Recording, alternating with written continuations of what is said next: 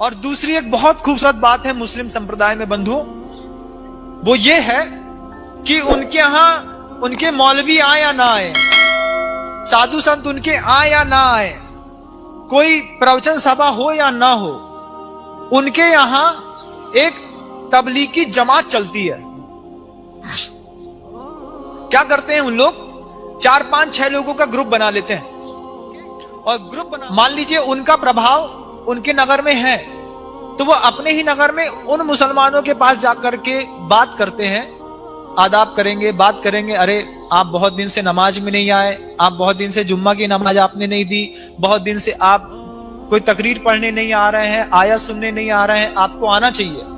तो 4 5 लोग इकट्ठे हो जाते हैं और एक एक घर में एक एक मुसलमान के यहां जाकर के उसको समझाते हैं, कन्वेंस करते हैं कि तुमको मस्जिद आना तुम्हारा फर्ज है, तुमको आना। इसलिए अधूरा है बंधुओं,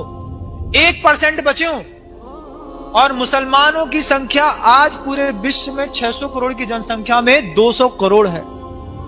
उन 200 करोड़ की जनसंख्या के बीच में उनकी नैतिक आचार संहिता कैसी भी हो,